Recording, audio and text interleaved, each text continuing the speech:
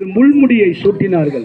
இயேசு கிறிஸ்துவின் சரீரத்திலிருந்து ரத்தம் மனிதனுடைய பாவத்துக்காக இயேசு கிறிஸ்து சிலுவையில ரத்தத்தை சிந்தினார். வேதம் சொல்கிறது, நாம் பாவிகளாய் இருக்கையில இயேசு நமக்காக மரித்ததினாலே தம்முடைய அன்பை விளங்க பண்ணினார். பாவிகளை ரட்சிக்க கிறிஸ்து இயேசு இந்த உலகத்திற்கு வந்தார். மனுக்குலத்தின் பாவத்துக்காக இயேசு சிலுவையை சுமந்து சிலுவையில நம்முடைய பாவங்களுக்காய் இயேசு கிறிஸ்து மரித்து அடக்கம் பண்ணப்பட்டு 3ஆம் நாள் உயிரோடு கூட எழுந்தார். இந்த உயிரோடு கூட எழுந்த இயேசு மறுபடியுமாக இந்த பூமியை நியாயம் தீர்க்க அவர் வரப்போகிறார். அருமையானவர்களே, பாவம் செய்கிற ஆத்துமா சாகும், பாவத்தின் சம்பளம் மரணம். இந்த பாவிகளை ரட்சிக்க தான் கிறிஸ்து இயேசு இந்த உலகத்திற்கு வந்தார்.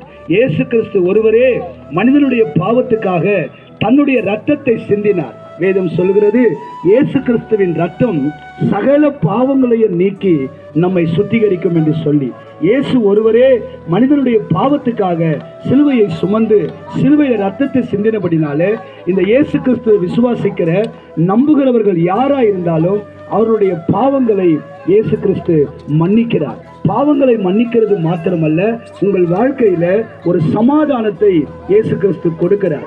வேதம் சொல்கிறது, வருத்தப்பட்டு பாரம் சுமக்கிறவர்களே, நீங்கள் எல்லோரும் இடத்தில் வாருங்கள், நான் உங்களுக்கு இளைப்பாறுதலை தருவேன் என்று இயேசு சொன்னார். இளைப்பாறுதல் கொடுக்கிற ஒரு தெய்வம் இயேசு கிறிஸ்து, சமாதானத்தை கொடுக்கிற ஒரு தெய்வம் இயேசு கிறிஸ்து, உங்கள் வாழ்க்கையை மாற்றுகிற ஒரு தெய்வம் இயேசு கிறிஸ்து. நீங்கள் எப்படிப்பட்ட சூழ்நிலையில் இருந்தாலும் இயேசுவை நம்பும் போது, இயேசு கிறிஸ்துவை விசுவாசிக்கும் போது உங்கள் வாழ்க்கையில சமாதானத்தை, சந்தோஷத்தை ஆண்டவர் கொடுப்பார். ஒருவேளை நீங்கள் வருத்தத்தோடு கூட இருக்கலாம், மன துயரத்தோடு கூட இருக்கலாம், உங்க குடும்பத்துல தீராத பிரச்சனையினால, சாபத்தினால உங்க குடும்பம் காணப்படலாம்.